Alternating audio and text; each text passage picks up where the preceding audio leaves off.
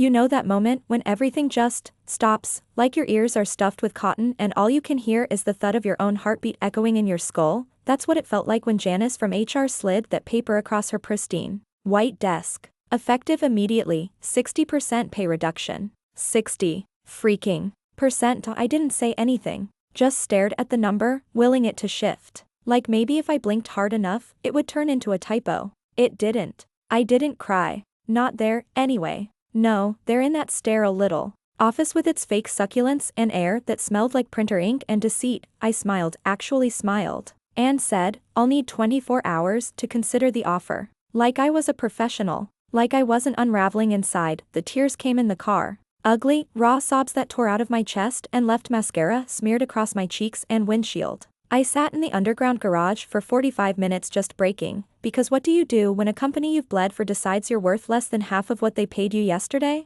Oh, right. I should probably introduce myself. I'm Rachel Miles, 37, single mom to an incredible 10-year-old boy named Tyler. Until that meeting, I was the senior director of client strategy at Intersys Digital, and yeah, even now, 3 years later, it still hurts to say out loud. If you're watching this, or reading this, I guess, could you just leave a comment or something? Let me know you've been through it too. Because sometimes it feels like I'm shouting into a void, waiting for someone to shout back anyway. Intersys, I started there back when we were just 18 people crammed into an old converted print shop with peeling brick walls and exposed pipes. It was the kind of startup where everyone had 4 job titles and drank way too much cold brew. We were changing the world, at least, that's what we told ourselves between ping pong matches and Slack threads. I came on as a client coordinator, juggling spreadsheets and onboarding calls, staying late, coming in early, sacrificing weekends, anniversaries, birthdays. You know, all the things we're told not to do, but do anyway, because we think we're building something bigger than ourselves, and I was good.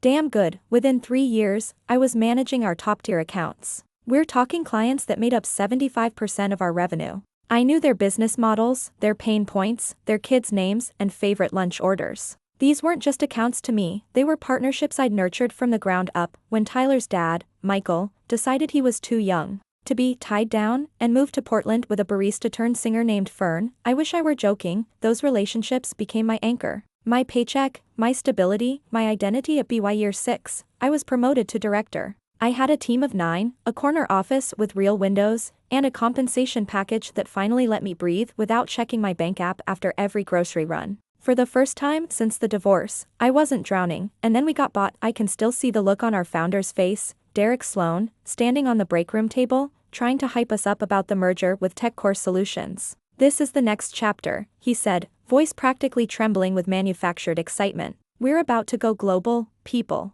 Everyone cheered, pitched in fake smiles like it was a pep rally I just watched. Wondered why Derek wouldn't make eye contact with any of us. Later, I learned he walked away with $5 million. Fully vested. The rest of us? Our equity? Worthless until we completed 4 more years under the new terms. Spoiler alert. Most of us wouldn't make it that far. The first few months under TechCore weren't awful. New email signatures. A bloated org chart. A lot more meetings with people whose job titles didn't mean anything. But I still had my team. My clients. My salary. Then came the irredundancy assessments. First, it was junior staff. Then mid-level. They called it strategic restructuring. Every month, a few more empty desks. No announcements. Just gone. I kept my head down. Said yes to everything. Worked harder. Slept less. My team of 9 was whittled down to 4, but the client load stayed the same. Hell, maybe even increased. I was working 70-hour weeks, answering emails at 3 a.m., quietly melting down in the bathroom between calls. Tyler started asking why I couldn't come to his soccer games. Why I looked so tired all the time. Do you have to work every night,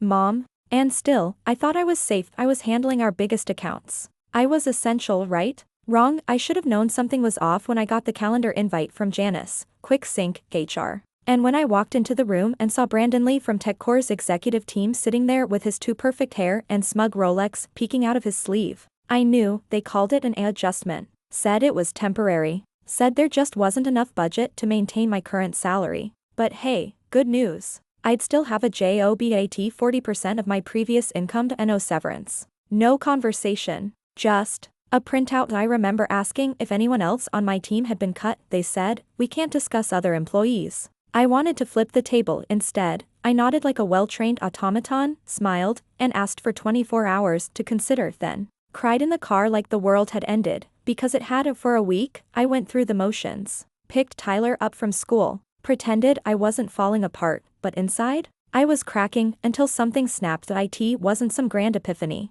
It was small. Tyler came home from school with a drawing, me, standing in front of a building, wearing a cape. "You're my superhero," he said. "I told my class you build things that help people." That night, I stayed up until 3 a.m. Not working for TechCore. Working for me. I dusted off an old idea, a freelance consulting business I had once toyed with but shelved when things got comfortable. I had contacts. I had experience. Most importantly, I had nothing to lose. I filed an LLC the next day, miles ahead. Consulting IT was slow at first. One former client took a chance on me for a 3-week project. Then another. Word spread. My first year, I barely made enough to survive. But I survived. By the second year, I had more work than I could handle alone. I brought on a part-time assistant, then a second consultant. By year 3, I was speaking at conferences, writing white papers, building strategy decks for the same kind of corporations that once told me I was replaceable, including TechCore.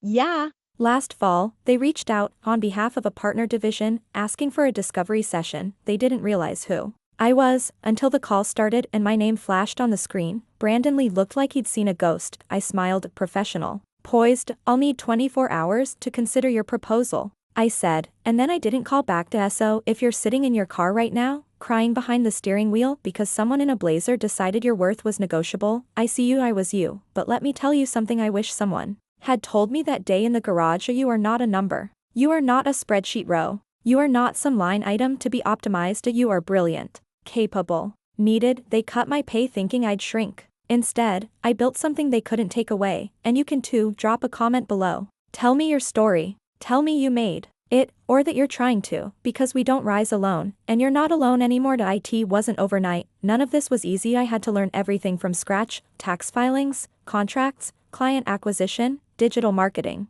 I'd spent 9 years being the person others came to with problems. Now I was the one Googling how to write a basic proposal at 2 a.m. with a half-eaten grilled cheese on my desk and Tyler asleep on the couch behind me. But something shifted in me during those long nights. For the first time in years, I wasn't surviving someone else's chaos. I was building mine. I made mistakes. God, did I make mistakes? I undercharged. I overdelivered. I said yes to nightmare clients because I was terrified of saying no. But every single misstep taught me something about value, about boundaries, about what I refused to tolerate again. I didn't want to create another machine that chewed people up and spat them out. I wanted a business that honored people's lives, not just their labor. So when I hired my first team member, Leah, a whip-smart strategist who had just been laid off from her agency job, I told her up front, no late nights, no urgent weekends, no performative burnout.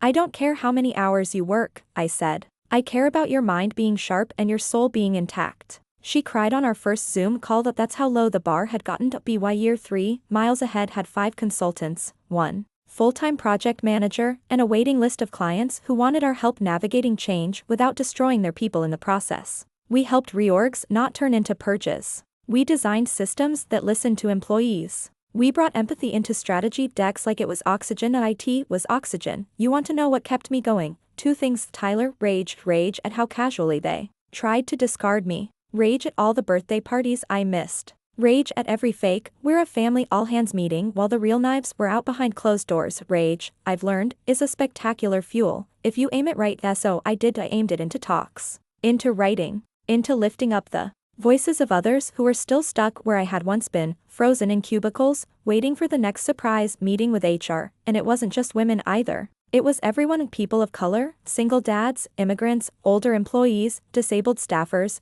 people who had given their all and been paid in burnout and pink slips. Our client roster wasn't just made of startups anymore. By year 4, we were working with Fortune 500 companies, slowly pushing their culture in a better direction. I didn't want to become a cog again. I wanted to help dismantle the machine from the outside. And that's when it happened. In December, almost 4 years to the day after I'd been blindsided by that, a quick sync. I got a message on LinkedIn from Brandon Lee. "Hi Rachel, long time, no talk. I've been following your work. Really impressive stuff. Would love to chat. TechCore is undergoing a strategic restructuring and I think there could be a great opportunity to collaborate. Let me know when you're free. Brandon. I stared at that message for a full 5 minutes. Part of me wanted to ignore it. Part of me wanted to write back.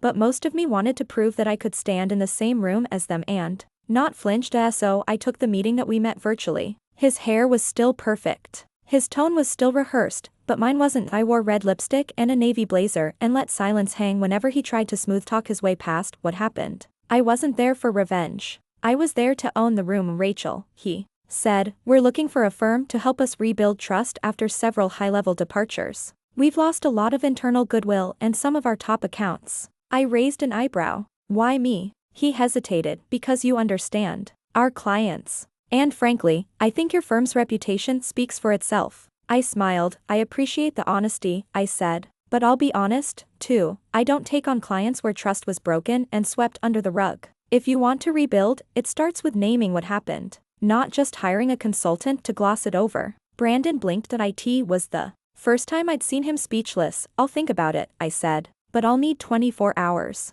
I logged off. I didn't think about it. I passed. Because I had finally built something on my terms. And I wasn't about to sell that back to the people who once tried to bury me. Now, on most days, I get to walk Tyler to school. I cook dinner. More nights than not, I take weekends off. Real weekends. No Slack. No Zoom, and sometimes, Tyler still calls me his superhero, but now, I feel like one. Not because I survived something brutal, but because I transformed it, because I took rubble, and rebuilt a life that doesn't require me to be a martyr or a machine. I'm not telling you this to say, look how successful I am. I'm telling you this because you might be sitting at your own version of that IKEA desk moment. You might be staring at numbers that don't make sense. You might be in your car, crying. You might be asking yourself if this is all your life is ever going to be. That it's not. That it isn't. You have power. Even if they made you forget that, you have worth. Even if they refuse to see it, and no matter what they said in that cold little room, you're not replaceable. You're just getting started. Hi. Rachel, I hope this isn't weird, but I've been following miles ahead since last year. I watched one of your talks on leading without losing yourself, and it honestly stopped me in my tracks. I was just laid off from my position at Kessler and Grove, 14 years, gone in a 5-minute call. I thought I was safe. I thought I mattered. But I guess I'm writing to ask, how do you start again when you can't even look at your resume without crying? Anyway, sorry for the emotional dump. Just, thank you for telling the truth. It helps.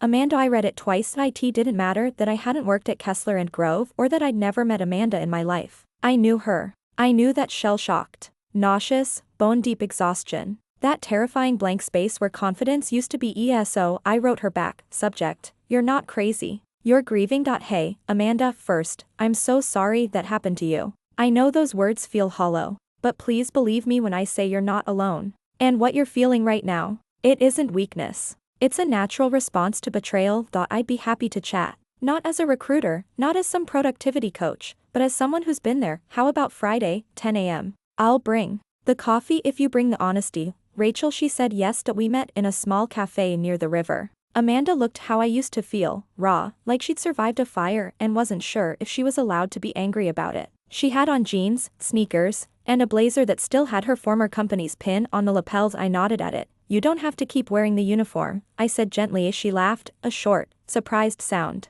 then pulled the pin off and slipped it into her purse. We talked for 2 hours, about how she had on board her own boss, about how she stayed late on Christmas Eve to close a contract that landed her company its largest client, about how she trained new hires, only to be told she was redundant when a younger, cheaper guy from corporate took over her role. I didn't coach her. I didn't strategize or pitch. I just listened, and when she finished, I said the thing I wish someone had said to me: you don't need to earn the right to feel devastated. What they did was brutal. And the fact that you're still upright? That's strength, Amanda, not failure. She wiped a tear away, and then whispered, do you think it's too late for me to start over? I reached across the table, tapped her notebook. I think this is where your real career begins. 6 months later, Amanda launched a business. Not a flashy startup, but a small consultancy helping nonprofits scale digital fundraising without losing their human touch. She texted me the morning her website went live. You were right. This feels like the first time I'm not just performing someone else's version of success. I smiled so hard I startled my dog. Helping Amanda reminded me why I'd started this in the first place, why I kept going, even when the money was tight or the doubts got loud. That IT wasn't just about proving something to the people who underestimated me. IT was about creating space for people like Amanda, people like me. For years ago, I think the hardest thing to explain to someone who's never had their work-life rug ripped out from under them is this. It's not just a job you lose. It's your identity, your rhythm, your worth, because we're conditioned to believe that what we do is who we are, and when that's taken from us, it feels like we cease to exist. But here's what I've learned. And what I try to pass on: you are not your job title, you are not your Slack status, you are not your last performance review, you are the tenacity it took to start over, the courage to walk away from crumbs and demand a seat at your own table, the grace to help someone else stand when you've barely caught your breath. That's who you are, and that's the legacy I want to leave. Not just a business, not just a personal brand, but a movement. A ripple effect. A quietly radical belief that no one should have to sacrifice their dignity for a paycheck. Sometimes people ask me if I ever miss the old days. The ping pong tables. The buzz. The illusion of being part of something big, and sure, sometimes nostalgia creeps in, but then I remember sitting in that parking garage, mascara streaking down my cheeks, breath catching in my throat, thinking my life was over, and now I get to tell you this: that moment wasn't the end, it was the turning point. You don't need anyone's permission to begin again, you don't need a severance package to validate your worth, you just need to believe, somewhere deep inside, that you're not broken. You're just becoming, and becoming is powerful, becoming is messy, becoming is yours. So, if you're still reading this, thank you. If this is your rock bottom, take heart, because it's also your launch pad. We don't rise from the ashes by pretending we never burned. We rise by honoring the fire that forged us, and we help each other up every single time.